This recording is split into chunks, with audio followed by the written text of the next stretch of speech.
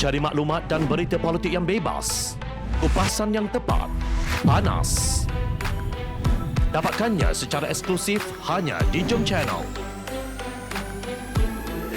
Komitmen kami, pentasan berita Isnin hingga Jumaat. Berbicara dan isu semasa, kami garapkan secara langsung. Panel-panel berkaliber dan profesional. Interaktif, pandangan anda kami raikan. Jangan lupa bersama kami di setiap hujung minggu dalam edisi khas mingguan. Jom Channel, moving forward, sharing a new experience.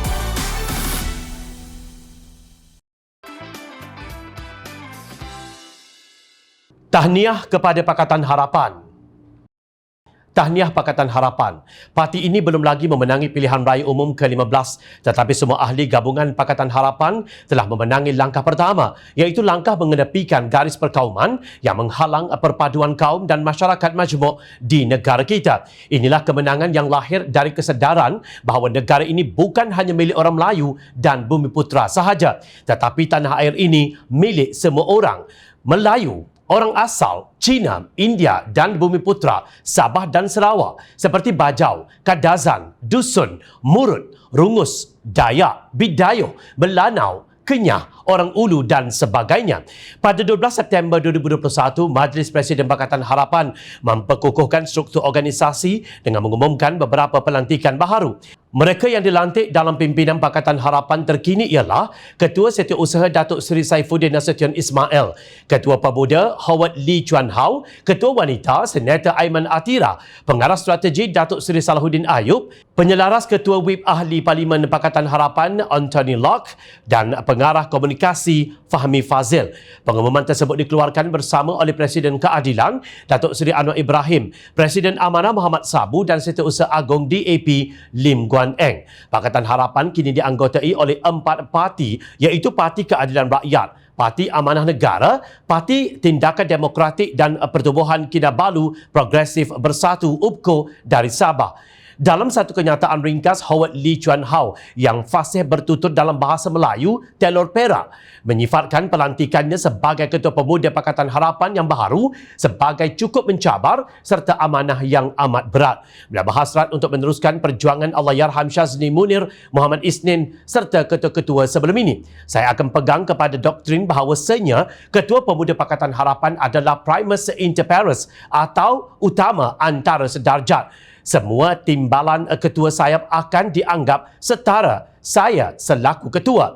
Objektif pertama dan utama saya adalah untuk memanggil pertemuan ke semua 4 sayap pemuda Pakatan Harapan dan kemudiannya semua sayap pemuda Parti Pembangkang, katanya seperti dipetik roket kini. Hari ini Parlimen Malaysia mula bersidang. Hari ini juga Pakatan Harapan memuktamadkan satu memorandum persefahaman MOU dengan Kerajaan Persekutuan. Ia bukan perjanjian kepercayaan dan perbekalan CSA antara Pakatan Harapan dengan Kerajaan Datuk Seri Ismail Sabri Yaakob, kata Pengarah Komunikasi Pakatan Harapan yang baharu, Fahmi Fazil. Sebelum ini, Ismail Sabri telah menyampaikan 7 tawaran kepada Pakatan Harapan, iaitu pertama, pembentangan rang undang-undang RUU anti lompat parti di Parlimen. Kedua, pelaksanaan penurunan had umur pengundi dari 21 tahun kepada 18 tahun dalam masa terdekat. Ketiga, pindaan Perlembagaan Persekutuan untuk menghadkan tempoh jawatan Perdana Menteri kepada 10 tahun. Keempat, keseimbangan keanggotaan jawatan kuasa pilihan khas Parlimen yang melibatkan ahli Parlimen Kerajaan dan Pembangkang.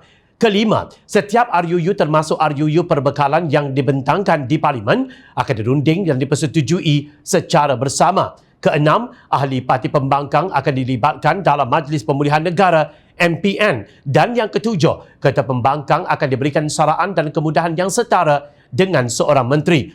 UMNO dikatakan tidak lagi akan memainkan slogan No Anwar, No DAP.